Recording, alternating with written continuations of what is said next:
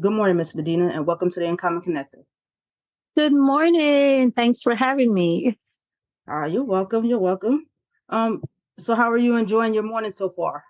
So far, so good. Look, the weather has changed, so everything's good. The weather is, spring is here, so I'm happy. I I need some agree. warm weather. Yep. I definitely agree. It's gotten a lot warmer quicker though than usual. Yes, that is absolutely right. But we did not really have a winter per se, so I expected the warmth to come rather earlier, and I'm not complaining. Yeah, me either. Me either. So, why don't you tell us a little bit about the work you do? Sure thing. So, court administrator. So, a lot of times, I meet people and they say, "Hey, what do you do?" And I said, "Oh, I'm a court administrator." They're like, "What? What? What does a court administrator do?" Because a lot of times when we think about courts, we think about judges, we think about attorneys, and maybe your clerical staff. But the court administrator is the person who, kind of helps the judges and the court in general to just make things move faster and more effectively. So, in my role as a court administrator, I perform many functions. I remember one time there was a word used to describe a court administrator, and people would say, "Oh, you're a juggler," and I do believe that it fits well because you juggle a lot. Like every day is different. So, from anywhere from HR management to fiscal administration, case flow management, technology, jury. You deal with spacing, a lot of community relations. We deal with, and then in terms of your local jurisdiction, you have to work very closely with your county or your city, because those are that's the body that funds, the activities of, pays for salaries of staff and your court staff that are non-judicial. And so every day is different. I always say I don't go to work sometimes with a plan because I walk in the door, I might get a message that, oh, there's a flood, in this one courtroom or something. And then I have to get my staff, the building management team to kind of look into that. So it's very different, but it's important work. It allows the judge, it frees up their time so that they can really focus on, the cases that are in front of them. So it's very important. So a lot of it has to just do with administration. That's pretty much what you're doing and focusing on. Right. So you pretty much make their day lighter so that they don't have to worry about some of the other nuances of their job. Exactly. And then we work closely because in a court environment, you have the court administration side and then you have the clerk side. So the clerk operation, those are the ones that if you ever go into a courtroom, you'll see the judge and then you'll see some clerical staff, and they're the ones that help, process the paperwork and that sort of stuff. So we all work together. And so they make sure that the courtroom functions and cases are being heard, and we record what we need to record and that sort of stuff. And then on the back end, I'm making sure that the other staff that we have, are doing what they need, what they're supposed to be doing. So it's one big team environment, and and it works well. So you mentioned that you have to deal with spacing. What does that entail? So the buildings that for most courts in the state of Maryland, in terms of your circuit court, so I'm at the circuit court level. You have the lower courts, which is the district courts. So the buildings at the circuit level, for the most part, are owned by your county. So Okay. the courthouse that you're in terms of spacing, sometimes you'll find that there are other entities that are inside the building. So, for example, in Baltimore County, the state's attorney's office is also in the courthouse. We have the register of wills, we have the orphan's court, the 911 center, then the clerk's office. So a lot of times we have conversation on who needs what and in terms of space wise. And currently we are expanding our jury assembly. We're building out a new jury assembly. So I have to go to a lot of those meetings where we talk about plans in terms of how it will look, the size that we need to accommodate the jury. And so those are the space sort of discussions that you have. Okay. All right. That's pretty interesting. Mm-hmm. Yeah. So So sometimes I'm in construction too, right? Right. I get it. Okay. So how long have you worked? I know we mentioned that it was 12 years. Is that the total extent, or was that also with schooling? No, that's the total. So I first started in Baltimore City. So I worked in Baltimore City Circuit Court for about 7 years. And then I moved over to the Baltimore County Circuit Court, which I'm currently at. approaching my fifth year with the county. It just went by rather quickly. I tell a lot of people, they were like, wait, you've been there for 5 years already? Yes, I have. But two of that were COVID years. So you got to subtract Oh, those two right. because we were living in a different world, right? Right, So, right. yeah. So, but my entire time in Baltimore, after I left grad school and I moved to Baltimore, it has always been in sort of the criminal justice area because I started with the Criminal Justice Coordinating Council.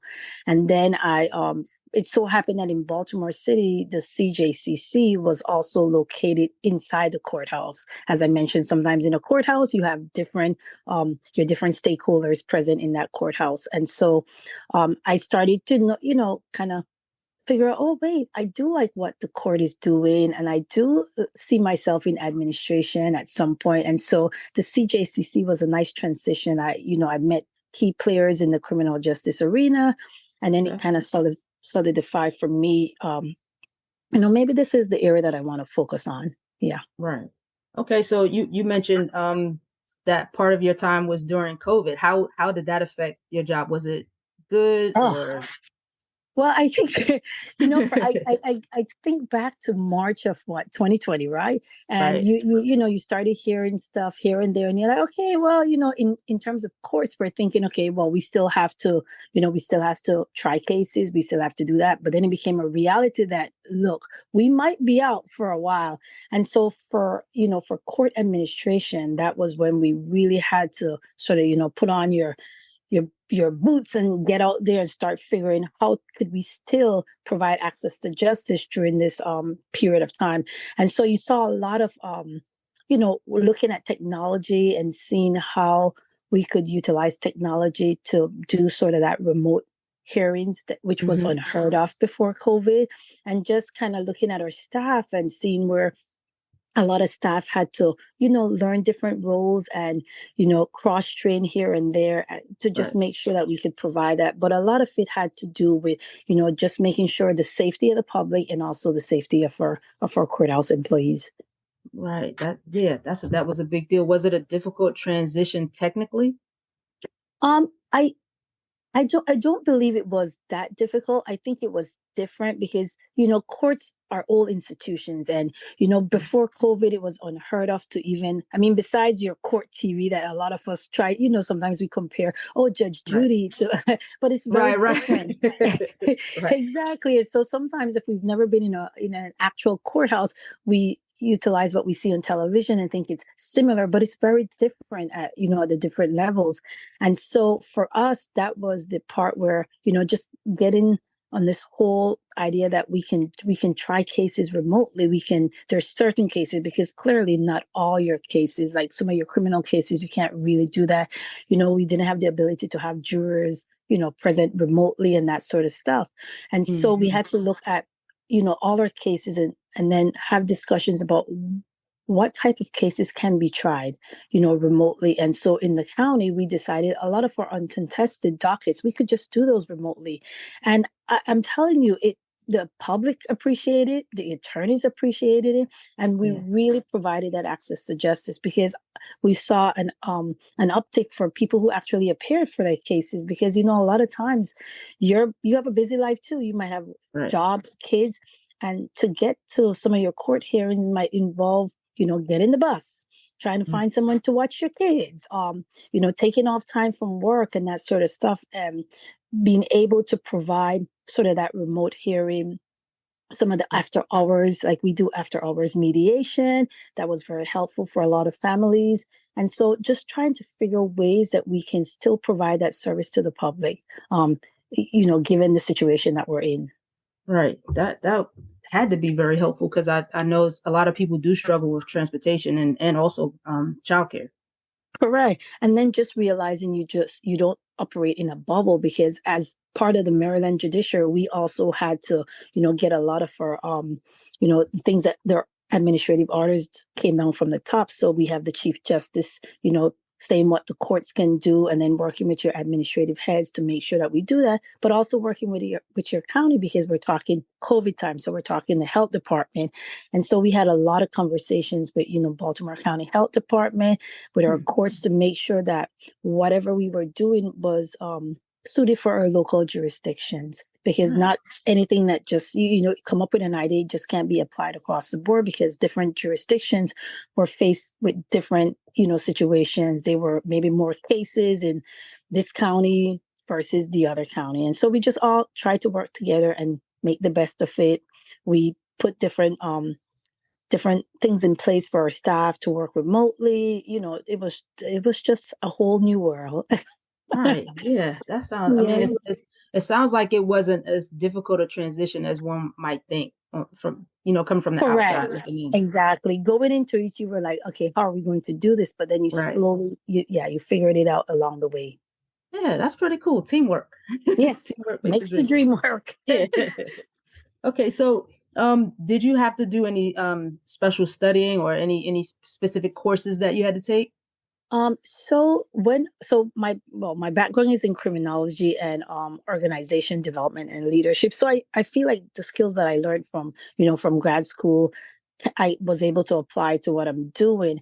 But when you get into court, so you don't have to really go in. Well, if you're looking to be the court administrator, a lot of your ads that you see will ask for sort of an administration background, business Mm, administration, or for some courts they're looking for attorneys. It's not a skill that's needed, but depending on what the court is and what they're looking for. But I believe that if you have that leadership and that administration under your belt, that's very helpful. And then when you okay. get into court administration, there's a lot of opportunities for you to grow in terms of your professional development. And so for me, that's when I ventured into my Institute for Court Management and becoming certified in court management. And so that's an avenue that a lot of court administrators take, because it just it grows that body of knowledge that you have, and it's a national certification. So if you ever wanted to go work somewhere else in the country, those skills can be applied Hmm. wherever you go. Yeah. That's good to know because I know a Yeah. lot of certificates and certifications, they're specific to the state you're in or the Exactly. district that you're Exactly. in. Yeah. And also, I always encourage my staff, just as, whether it's the support staff or my managers, to kind of really participate in a lot of these trainings and conferences that we have, and just kind of, get involved so you can have that network that you can connect with Right. and share ideas. So I am the Mid-Atlantic Association for Court Management. I'm on their board of directors. And, going to those conferences, you meet colleagues from other states, and you kind of you interact, you discuss what are you doing in your course, and you figure different things that you might be able to take back to your local jurisdiction. And so being a part of those professional organizations and attending different trainings, and just keeping up to date with the body of knowledge, and just kind of growing, that is very important, I think, in this Yeah. in this profession, because it's changing. The world is changing, and Yep. what we did yesterday we're not going to be doing tomorrow. And so Yep. it's important to participate in these type of organizations, and and grow and develop. I definitely agree. And it's beneficial to have a person on the team or your supervisor that gives you that direction or Yes. motivate because a lot of times you don't even as the employee or the staff worker, you don't realize that those opportunities are out there. No, you're absolutely right. And I've had this discussion recently, because, with different leadership, exactly like what you said, sometimes, you see the same people at the same events. And so a lot of times, your managers feel like they're the ones that's supposed to always be going. And so I just have a different approach to it. I feel like we got to share the wealth, because if I'm an employee and I'm new and entry level, if I'm very, committed to the court system, for example, then I want to see the ways that I can grow and move on up. But if I'm not given those opportunities to grow and develop, then I might feel like, okay, well, why am I here? Because I keep seeing the same people get the certifications, get access to trainings and that sort of stuff. So I kind of, encourage my managers to, send different employees to different events, and just make sure that your whole entire team is benefiting from these different trainings and courses that are out there, or conferences. Yeah, 'cause that's Yeah. what makes a stronger team. Correct. Yeah. Exactly. Yeah, that's pretty cool. That's really awesome. So, what do you think are the pros and cons of the field that you're in? Oh, wow. Well, I know, right? I just working in the just working at the courthouse. Sometimes okay, so let's start it with the pros. I think it's just Okay. good to be able to you know, to serve the public, provide that access of just, access to justice.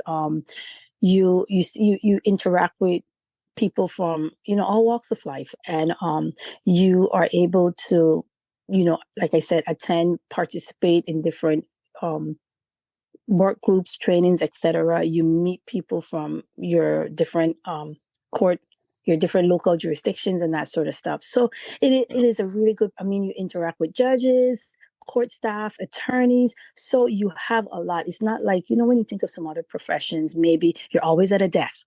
You're doing the Right. same type of work every day. Trust me, if you work in the courthouse, you're not going to be. I mean, there are some positions where you might be doing a lot of clerical work, a lot of maybe just research or just filing documents, etc. But Right. you're in an environment where you can say, there's a very interesting case going on, and let me go and, maybe during one of my breaks, or, you talk to your manager and you said, I'm really interested. This is the direction that I want to go. Maybe I can go and sit in this criminal case because I'm very interested in that area. And so you have the ability to do that, so a lot of times you're able to go and sit in a courtroom and watch how a case play out. Now, for some folks, when you think about the courthouse, you also see where the cons might be in terms of it's never viewed as a happy place. I mean, come on, how many things do we come to the court that's happy? Marriage, Right. but so a lot of times when people come in or people are leaving, you kind of do that. Because sometimes when I make my rounds and I walk around, I mean, you see families that are very sad. Maybe they didn't like a verdict that, that was Right. handed down, and, their loved one is incarcerated, etc. So you kind of have to kind of see that and deal with it, that kind of way. And for some, it might not be something that they're comfortable with, Right. where you sit in your offices, sometimes prisoners are transported, so you see all of that, so you get to see that side of it. And for some, that might be like, oh, that's the, the downside of, Oh for a lot of, yeah. they look at it, they might say, oh my goodness, you see that reality that's there. um Not, we're not trying to say that the whatever the person is charged with, it's not even that. It's just we're all humans, and we, when we see someone in handcuffs or a family crying without knowing what the details or the background is, it just kind of hits you. And Hmm. then yeah, so you kind of deal with that. So for me, that's pretty much, I would say, the little, maybe the downside of all of it. But it's a great place to work, you Okay. know. Yeah. That sounds it sounds like it's a lot. And like you said, there's something different every day. Yes, yes. And that's the good part, for at least for me. Maybe others might want just that one same.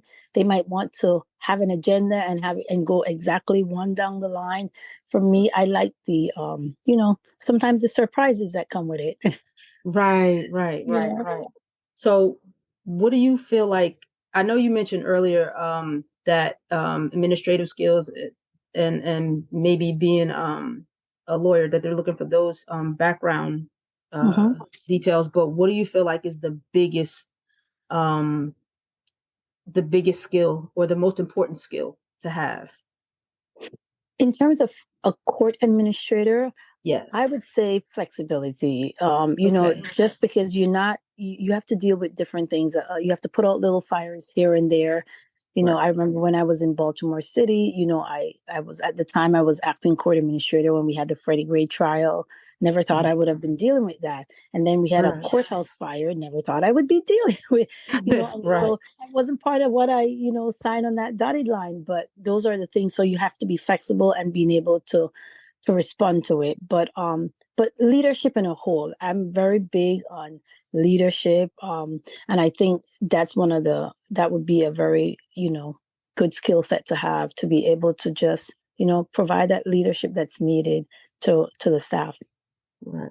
Because Yeah. sometimes you have to think more about them than their successes than Oh, your own. correct. And it's interesting that you said that, because, I love I read a lot of different books. I follow different authors on leadership and stuff, and that's one of the biggest things for me is that when you become a leader, you're growing yourself to become a leader, but when you become a leader, then your focus should then be on the success of those you're leading, the people that are looking at you. So you have to now grow and develop them.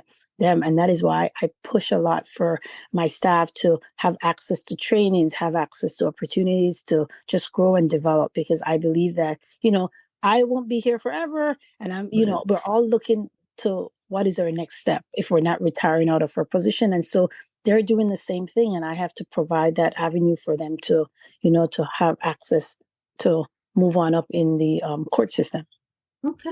All right. That's pretty awesome. And I dig the fact that you also take it upon yourself to learn how to be a better leader by reading books. That's pretty Yes. cool. So what do you think was your biggest success factor though? Oh, there's there's a lot. I think that well, a lot of it is not just what was mine, but just seeing how the team was able to work. I really Yes. think that when we were able to to handle the Freddie Gray trial, there was a lot of moving parts involved in that, and I was so happy that I had such a strong team to work with. I mean, everybody had something to do. We all did it. I mean, every day was different. You had the media, you had so much media at the courthouse. We had to ensure that the security was, was priority. The jurors, we had to deal with making sure that, we took care of that. So there were a lot of these little things. And so for me to actually make that work without any, nothing crazy happened. Right. That was good. That was smooth. And also the Mitchell Courthouse fire. I mean, that complete building, that complete courthouse in downtown Baltimore was shut down to the public, to the staff. And so we had to then sort of look at continuity of operations and, moving things. So being able to work with, a group of individuals who can say, okay, how can we still continue to provide service at a remote location? And so, getting creative, putting our creative hats on and figuring out, okay, well, maybe we can move some cases over to Courthouse East and we could do this and we could do that. So for me, just being able to sort of, manage those different events, I think that was success. And then just success every day. I mean, whenever you are able to get to the courthouse, everything runs smoothly. For me, that is that's a success. I didn't get a call today about the building flooding so it's just sometimes I think we have to celebrate the little successes. A lot of times we think about big picture and we have to accomplish something great, but sometimes it's just those little things. Having an employee that graduated from the Institute for Court Management, that for me is important. Like this year, we had for the first time it's four of our employees who got accepted into the Institute for Court Management. That's big. Awesome. Yeah, so that's big because that means I have four individuals who are looking at moving on up, looking at developing their leadership abilities and that sort of stuff, and they'll come back and just add to that to what we currently have. And so that's important. That's a success. And so so I'm enjoying the journey. All right. So with all of that going on, right? How do you maintain a work-life balance? Because I know life has got to be pretty, hectic sometimes. Definitely. If you had to ask my husband that question, he'd probably say, "Oh, she jumps on a plane, she goes with her girlfriend." But I think that's important. I think as I make sure that I include time to do family activities. Take time to just relax, go, even if it just means going to the movies. So I try to disconnect. I didn't do well at that in the beginning. Sometimes I would come home, your emails are on your phone, you have a work phone, you tend to say, okay, I'm just sitting on the couch. Let me just pick up my phone and check an email. And then checking an email means responding to that email. And so I've learned slowly to just sort of, find that balance and disconnect and not respond to anything that's not urgent. Try not to read the emails, then you won't know that, that kind of stuff. And if something is really urgent, we have a plan in place where, they would call if it is. And so I try to just separate myself from work when I'm not there. And then I love to go get massages. I love a good spa day. Nice. So I Yes. do that. I'm just trying, like I said earlier, just chilling and reading.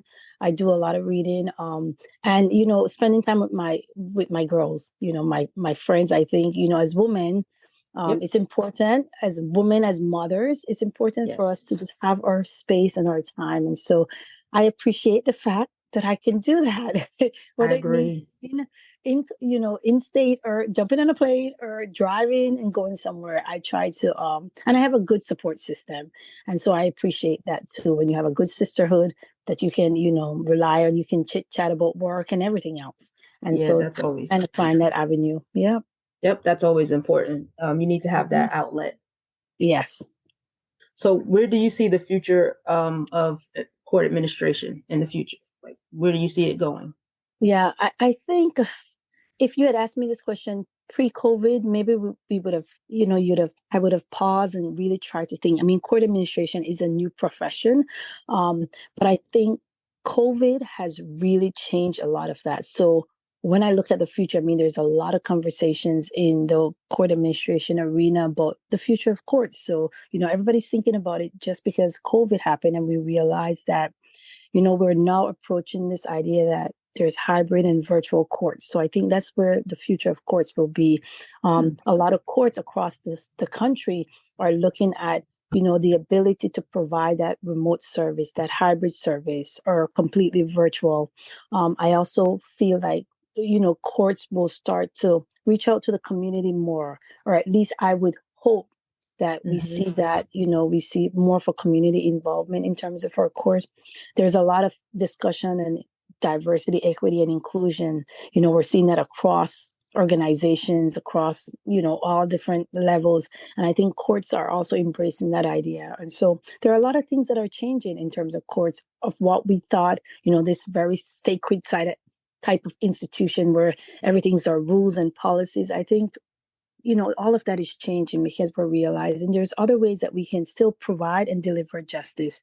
For example, in Maryland recently, well, not recent, I mean, it started some years ago, but as for me, for the court that I'm currently at, we moved to electronic court system back in 2018 when I first came. So you're seeing that where when I was in Baltimore City, for those 7 years, everything was paper. So you would see clerks pushing carts full of all the case files and that sort of stuff. Maryland, we have one more court left, and which is Baltimore City, to go online with electronic case.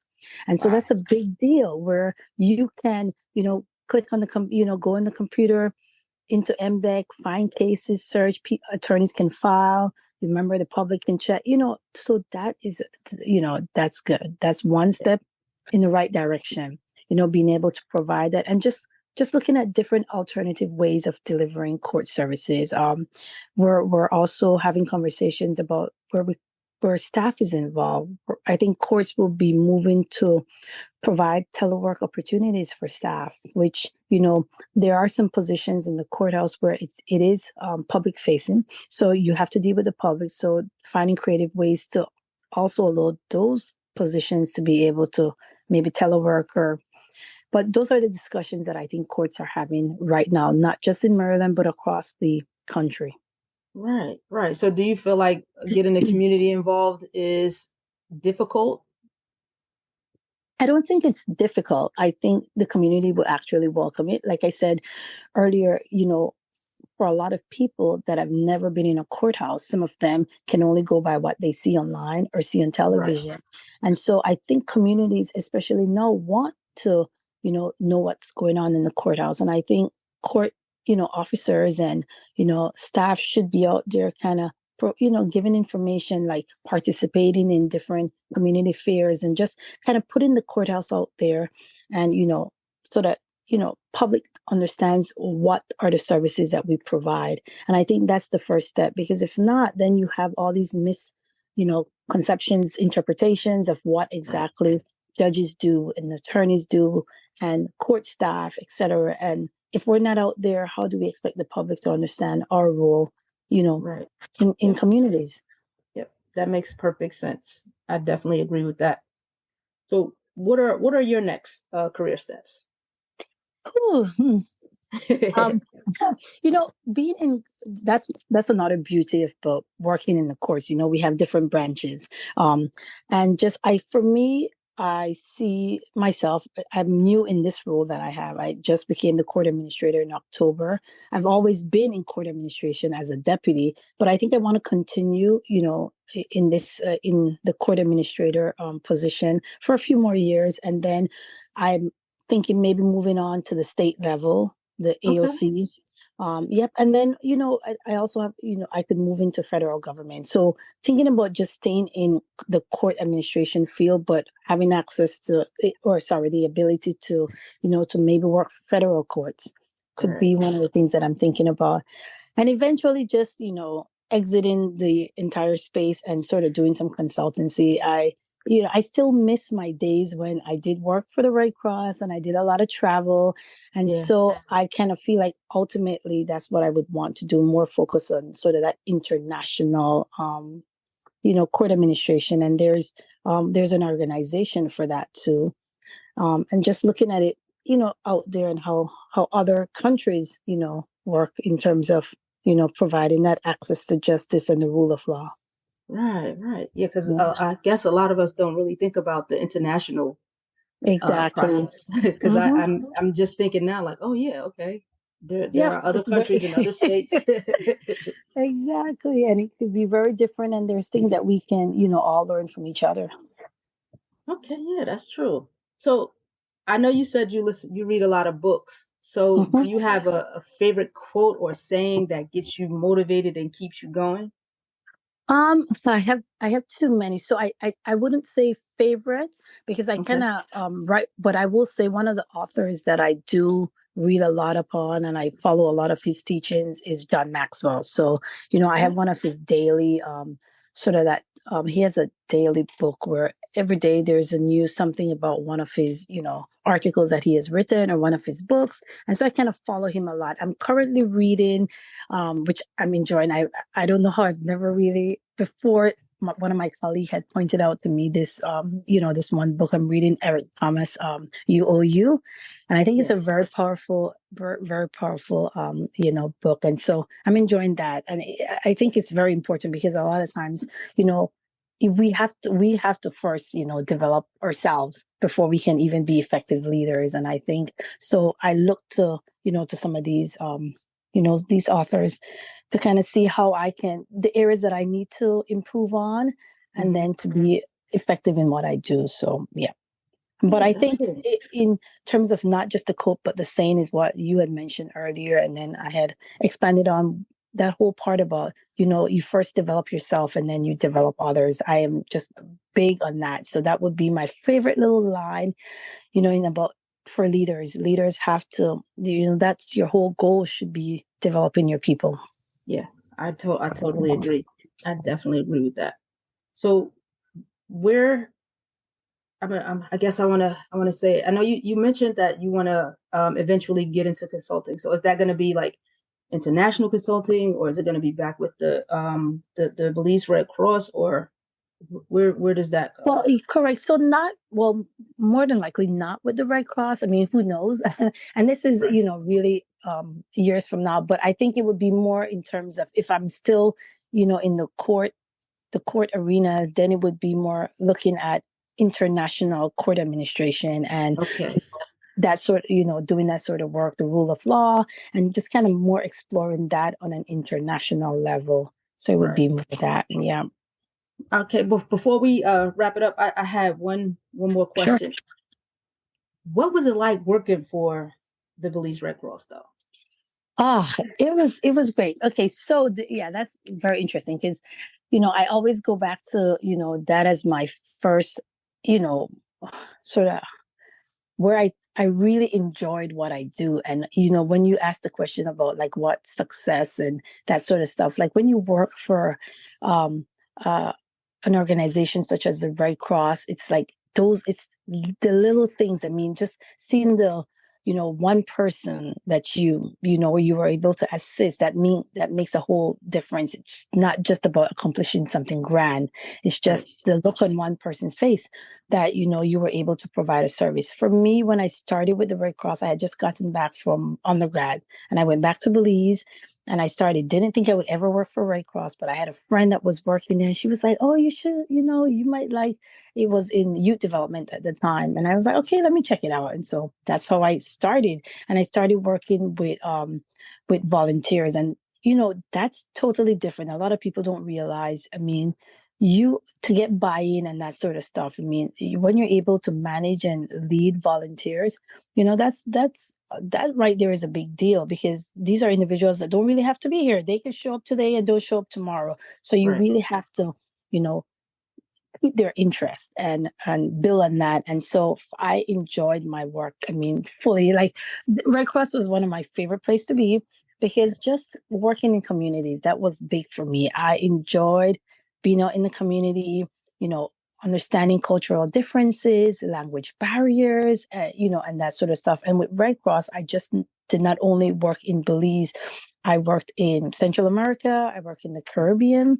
And so, just being able to travel and work Yeah. in those communities and understanding the differences and comparing and contrasting, that was very important. And then I went to grad school, I came back and I did consultancy for the British Red Cross Wow. through the Belize Red Cross. Yeah. So they had a project that they were doing to create a first aid manual that was for the Caribbean. And so I worked in Trinidad for like about 2 weeks on different occasions at a time, just to kind of work with it was 4 national societies that were working on this one project. And I just was the lead and just meeting with them and discussing how we could, develop this manual that we were trying to do. So that was a big deal for me. And just being able to participate, I participated in different youth forums in Europe. I was in Switzerland, Italy. So it was a lot of travel and I enjoyed it. So if I had to go back, yes, I Yeah. did. I would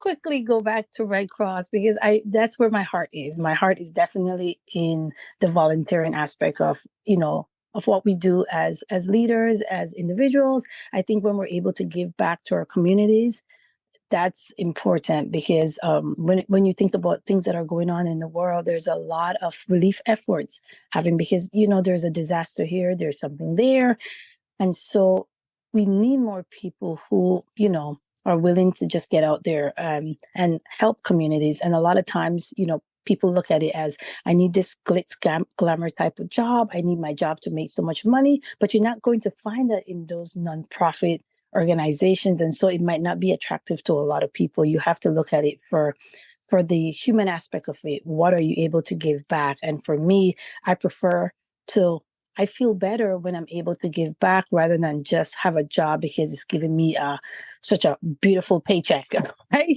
Right. Right. And so Right. yeah, Yeah, so I I I do definitely agree. appreciate working for the Red Cross and organizations like the Red Cross who really give back to the community.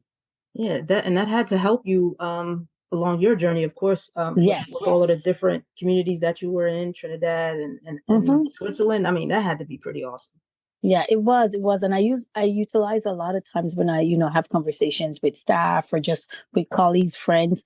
I talk about my time in Red Cross and just kind of use different little examples from working with Red Cross and how it applies to what we do, and so you can see a difference because um sometimes people believe that success has to be this. I have to accomplish this great initiative, and it's not. And a lot of times also it teaches you that personally. You Mhm. feel like sometimes you have 50 million problems, and then you work in these organizations and realize, like a director that I had in the past would tell me, every day I would be like, oh God, I got to get up and come to work. And then you Mhm. meet the one guy that has one leg and he's still trying to get up those stairs and he's still, doing what Right. he needs to do to come, and then you really appreciate what you have.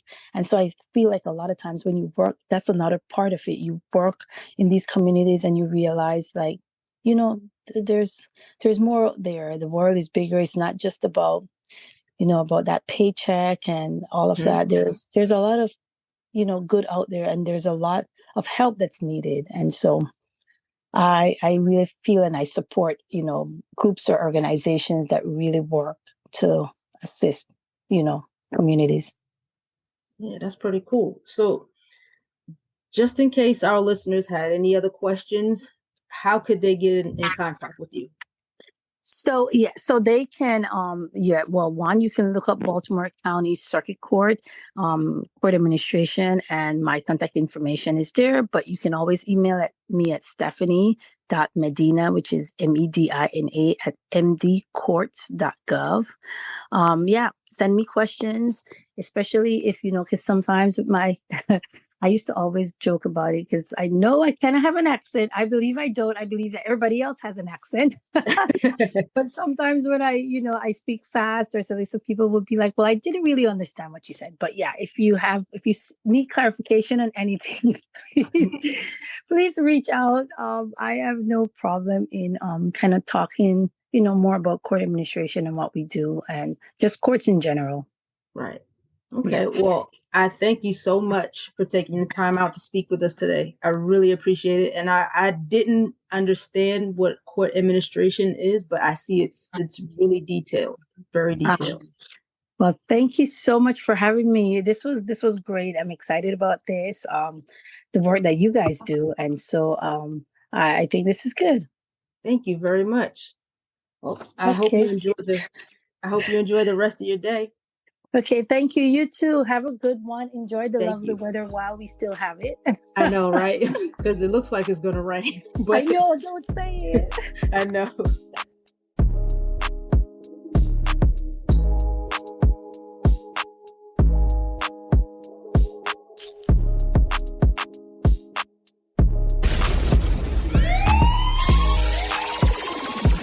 It's your boy JR dropping them beats.